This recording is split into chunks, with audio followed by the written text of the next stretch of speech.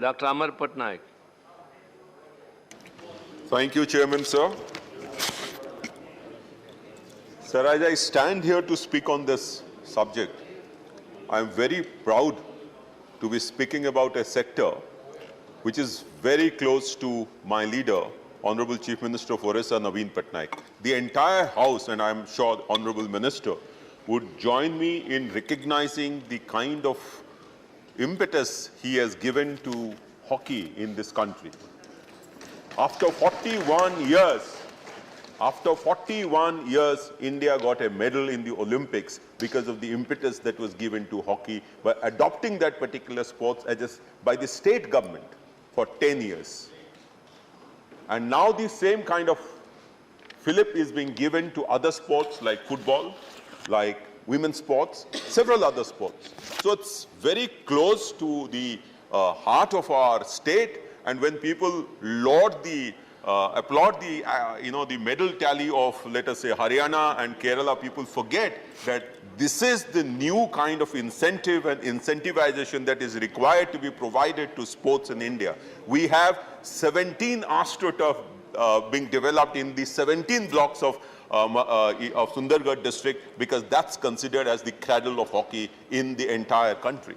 This is the kind of incentive we have to do for, both in the infrastructure side and for sportsmen. Now, before I come to this topic, I must compliment the Minister that what he has brought to the House currently is something which is not only timely, but it would actually pitch India at a level higher than countries like Russia, countries like Italy, who are now topping in the world in terms of doping activities. We were inching closer to them.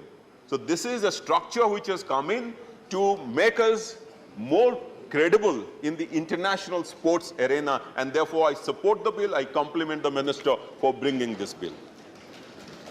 Before I get into some of the details which will come by way of suggestions, I would first make a broad comment about the design of this bill. And I would strongly urge the Honorable Minister to consider this. One of the most important aspects of this bill is the anti-doping testing laboratories. And they are listed under Chapter 7, Miscellaneous, Section 26 and Section 26(1), 2 and Section 27. Don't you think that this is the crux of the entire thing? Because our national laboratory was de-recognized.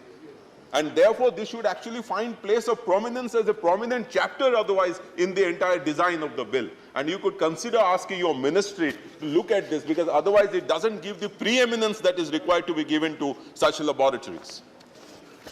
I will come to another point relating to the design of the bill once again, and that is the provision relating to the appeals panel, which says that the panel will consist of chairperson, a retired High Court judge, and a vice chairperson, a legal expert, and 4 members, medical practitioners. Now, there is a reference to medical practitioners in the entire bill. The point is, who is a medical practitioner? It's a very broad field. I think sports doctors or sports medicine, those who practice that should be categorically mentioned here, and those are the people who should be coming in here. Secondly, I have statistics, and it is very glaring that the International Journal of Pharmaceuticals, it has published in 2017 a report which says that out of 162 formulations, Ayurvedic formulations, which were tested, 16 had the presence of substance prohibited by WADA. 16 had presence of substance prohibited by WADA. Now, many of us, including our sportsmen, I take Ayurvedic medicines, I take homeopathic medicines, and we have cases here. I have a case here where the athlete said that she had taken that particular medicine thinking that it will increase her long-term immunity. Now, this is not covered in the entire provision of the Act. We cannot really cut and paste what the WADA has said. Our realities, Indian realities are different, and that has to be factored into this particular provision. And therefore, my suggestion to the Honorable Minister is that we have the National Medical Commission, which has been set up now with 3 different verticals, one for allopathic, one for traditional medicines. If you have a representative from there in this appeals panel, then even if it is a question of having somebody taking the traditional medicines, he can evaluate it properly instead of blindly banning that particular athlete. The athlete's life is very small.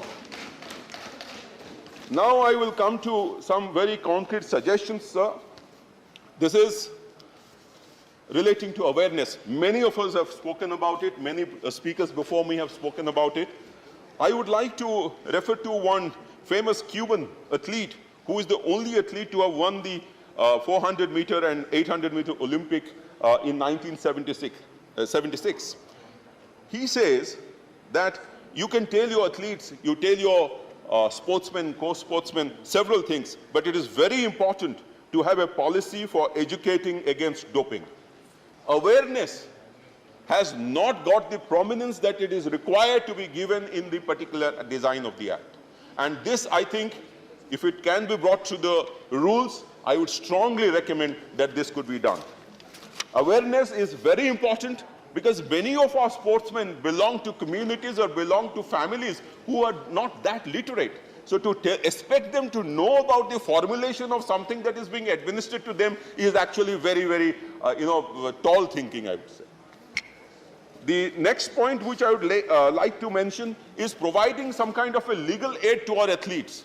Our athletes, if they are tested positive by various layers, then there is no how do they meet the legal challenge?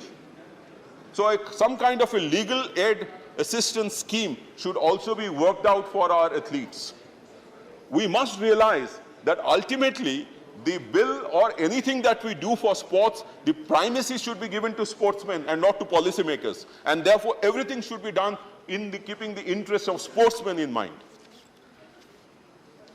The next point that I would like to make is relating to data protection. I think Honorable Basanji talked about it, but he said that there is no mention of it. Actually, there is a mention of it, and very strangely, the mention says that it would be made public. It is being legalized, legislated. I think that's a very retrogressive step, because until and unless the athlete has exhausted all chances, her or his name should not be disclosed to public.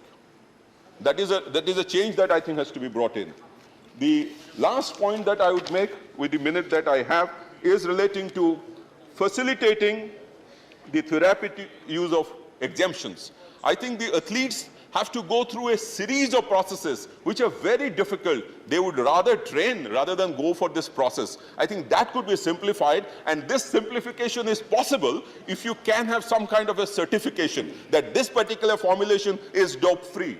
You can ask pharmaceutical companies who are giving these tablets or giving these medicines to have this certification mentioned. And I think with the kind of impetus that we are giving everywhere to sports in the country, there would be pharmaceutical companies who would go in for this. We could actually attempt to try that. Thank you, Doctor. Sir, last minute. The point is relating to the selection process. The selection process of the Director General, many people have talked about many things, but I think the most important thing is at least a minimum qualification could be mentioned. You may not, because the government has the right to appoint, and the process of removal, it is there in all the government organizations, but minimum qualification could be mentioned so that, sports persons are not relegated to the background, as has been the allegation against Indian sports all this while. Thank you, Doctor. Thank you so much, sir. Thank you, Doctor.